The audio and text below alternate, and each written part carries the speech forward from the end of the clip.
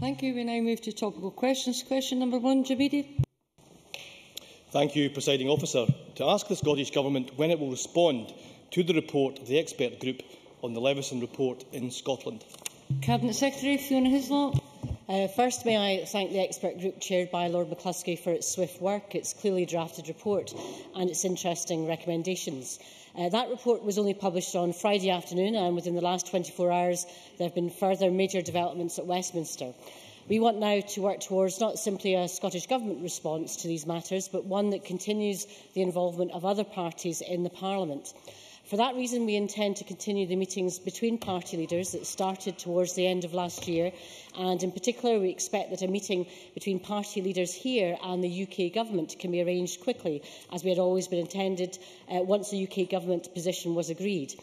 We will be examining and want to discuss with the UK Government the implications of the Royal Charter proposition. We want also to involve the Parliament as a whole, so we intend to seek an opportunity to bring the matter before the Chamber after the Easter recess. Eadie. I thank the Cabinet Secretary for that answer, but does she recall that the reason why Lord Leveson was asked to conduct his inquiry was due to the widespread public revulsion at the reprehensible actions of some journalists and some newspapers, and that while there is a legitimate debate about what should replace the current system of self-regulation, we can all agree that a free press and the need for robust investigative journalism must be balanced with the needs of vulnerable people and other members of the public who have found themselves victims of inexcusable press behaviour. Cabinet Secretary. Can I agree with those points? The report produced by Lord Justice Leveson was indeed a balanced report, and it had to balance the interests of many different areas. I think the point of the importance of victims must never, ever be forgotten in this. We were appalled at the evidence we saw, but we must remember that it wasn't all journalists and it wasn't all publications.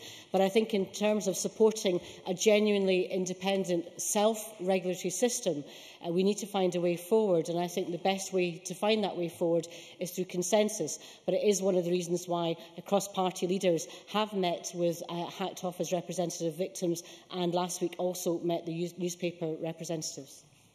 Mr Eadie.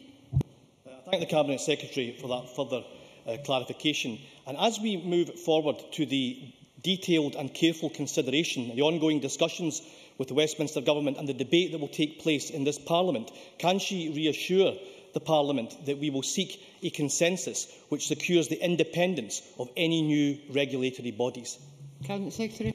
I strongly believe in a free press. I agree with the recommendations from Lord Justice Leveson that there should be an independent self-regulatory system, but we need to have checks and balances in that system, and that is why we have to examine what the implications are for the Royal Charter, because some of the issues around incentives, arbitration, that are important to the recommendations from Leveson have to be seen within the context of Scots law, and I've had previous agreement from Maria Miller and indeed the Advocate General that once an agreed position from the UK Government was achieved, we could examine what the implications are, in particular for Scots law.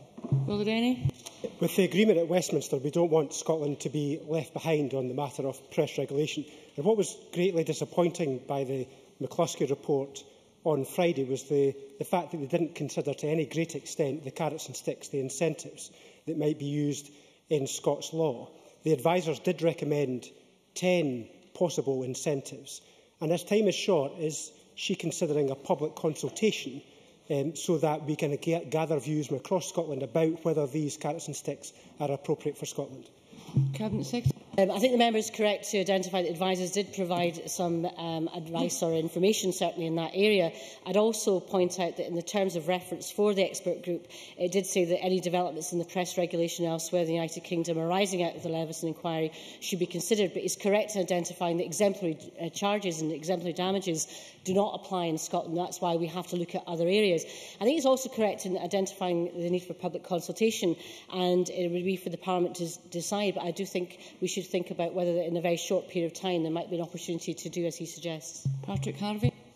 Thank you. Leveson wrote that he didn't want to give the press one more last chance saloon, and McCluskey went further by suggesting that if the press doesn't come forward with a regulatory body seeking recognition, legislation should establish one instead. What's the Scottish Government's view about the actions that will become necessary if the industry does not come forward with a body seeking formal recognition, and which legislature would take responsibility? Cabinet Secretary. Well, I think the point of the here and now, as we've heard from other members, is that we should be looking for a consensus to make sure we can have a system that can ensure that there is that self-regulatory system established, rather than necessary resort to any other matter. In terms of compulsion, I think that's the problem with particularly what has emerged from the McCluskey report in relation to the jurisdiction issues, and that is one that we have to consider as to how we can make it a situation with those checks and balances where that voluntary membership, that self-regulatory press system can operate. But he's correct to consider we don't necessarily know at this stage the implications of the Royal Charter options, but obviously in terms of going forward there are different options, but I'd rather deal with the positives of what we can achieve, and that's why I appeal to his cooperation and others, that we can try with consensus to get a position that we can all agree on. But notwithstanding any of that, I think Jimmy Dee's original point about the importance of the experience of victims and the importance of having those checks and balances has to be paramount. Claire Adamson. Thank you, Presiding Officer. Does the Cabinet Secretary agree that an appropriate committee of the Scottish Parliament should take evidence in the proposed Royal Charter and its implications for Scotland? Cabinet Secretary. Well, quite clearly, in terms of timescales, we are quite limited, and indeed the Prime Minister indicated that he'd want to take a Royal Charter to the Privy Council in May. However, if her view, and I think Patrick Harvey is indicating as well, there needs an opportunity for examination of this, then I think it would be preferable if the appropriate committee could take some evidence sessions, however pressured that timescale might be, so that we can have a look at precisely those issues in relation to what checks and balances can be achieved using Scots law by examining the implications of the Royal Charter. Question number 2, Michael McMahon. Thank you. To ask the Scottish Government what its position is on recent reports expressing concern at the police handling of unauthorised protests. Cabinet Secretary Ken McCaskill.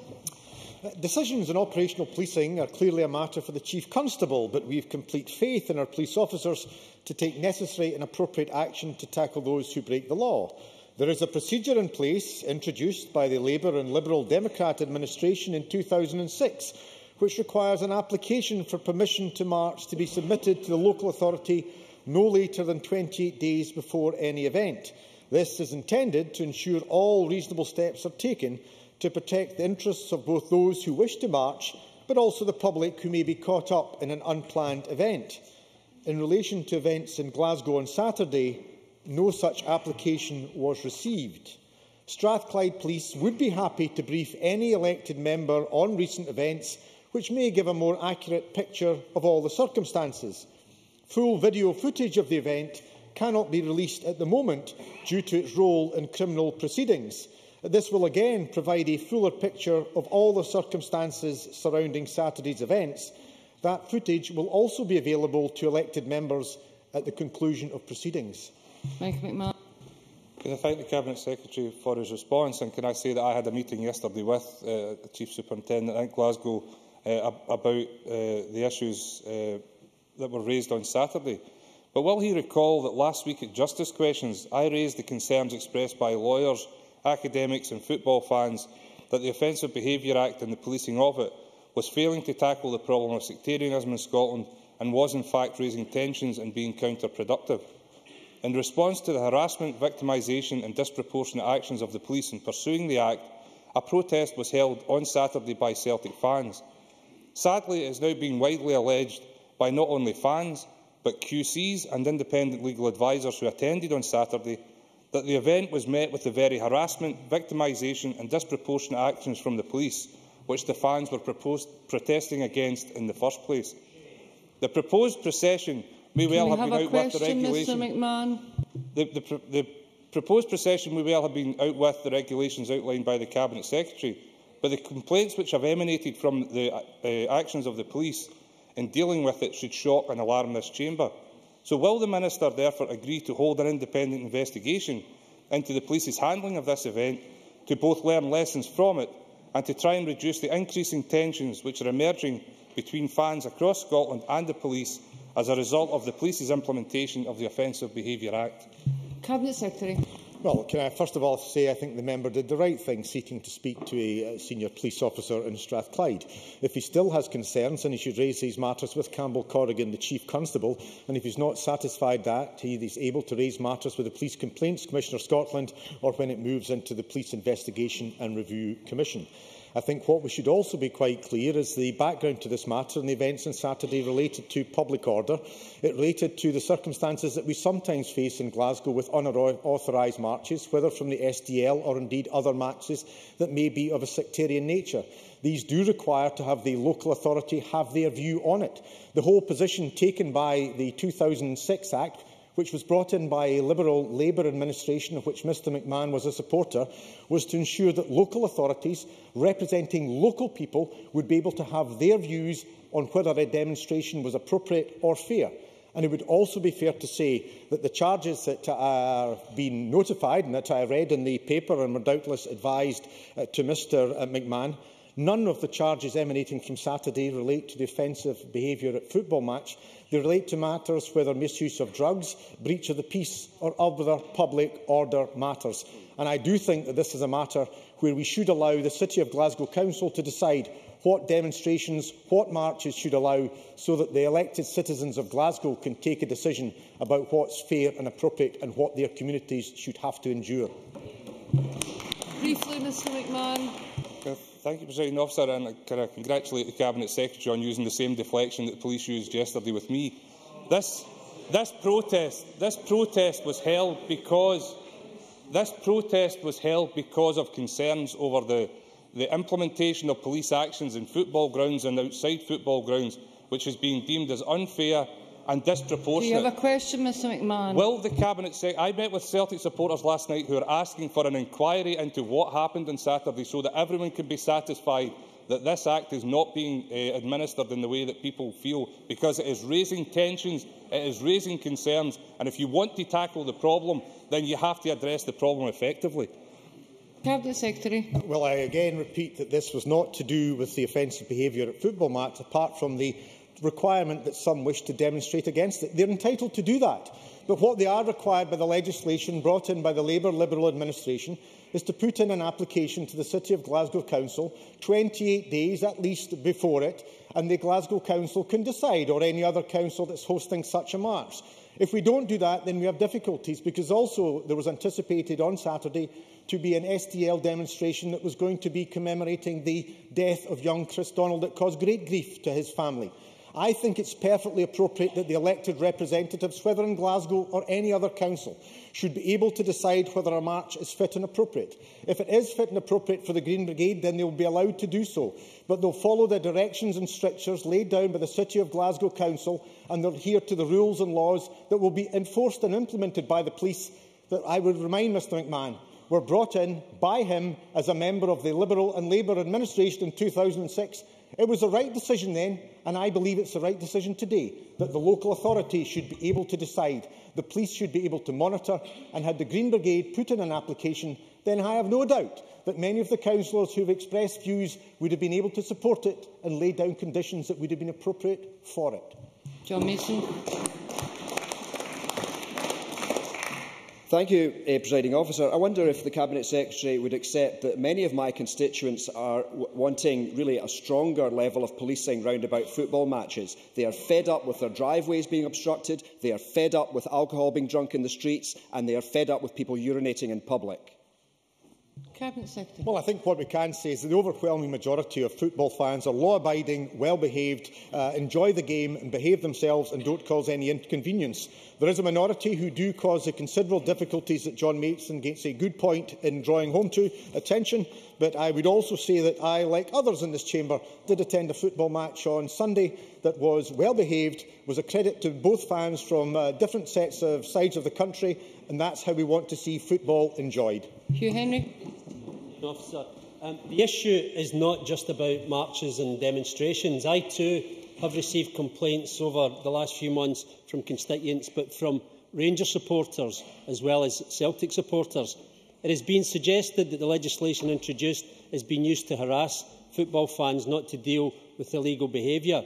The Cabinet Secretary would be foolish to ignore these growing complaints. Will he act and order an inquiry with a report to this Parliament before large sections of football supporters lose confidence in the police? Cabinet Secretary. Well, I have every confidence in the police, and what I do recall is that there was a live game coming from Berwick in which Rangers were playing at recently, in which it was clearly audible and was matter of great complaint about sectarian singing. I'm delighted to say that it would appear that some action has been taken by the police because the Offensive Behaviour at Football Act does have extraterritoriality. I think that's a matter that has been welcomed. It will be for the courts to decide, so I won't go into any other matter as it is sub judice. But we do believe that the Offensive Behaviour at Football Act is working well. 84% of those who have been dealt with under it have been convicted, and I think Scottish sport and Scottish football is a better place for it. Lord Campbell. Cabinet Secretary, a number of my constituents have also raised concerns with me about the weekend's events. Can you provide further details on the strategy for tackling disorderly behaviour in general?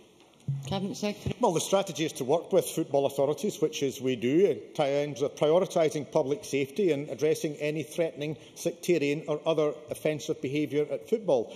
That's why we brought in the Act, why we established the Football Coordination Union for Scotland, and why we work, as I say, with football authorities to allow the game to proceed to be enjoyed, as it was by 45,000 people at Hampden Park on Saturday. That is how football should take place, enjoyed, received by people, without people either on television or indeed in the ground or anywhere else having to put up with offensive, sectarian, threatening behaviour. Bruce Smith. Thank you very much, Presiding Officer.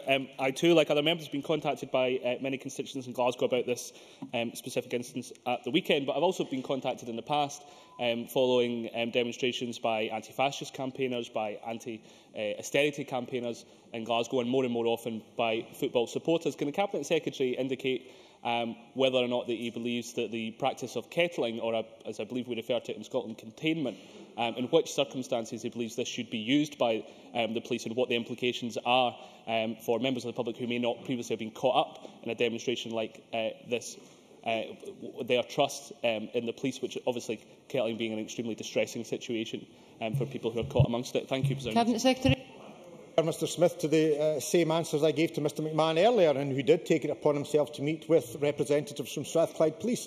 I would suggest that the member does liaise with Strathclyde Police. If he is still dissatisfied, then he has the right, in terms of how matters are dealt with constitutionally and by statute, to raise this matter with the Police Complaints Commissioner for Scotland. Thank you. We now move to the next item of business, which is a debate on motion number 5981 in the name of Alex Salmond on 10 years on from the invasion of Iraq. Members who wish to speak in the debate should press the request to speak button now, and I call on Alex Salmond to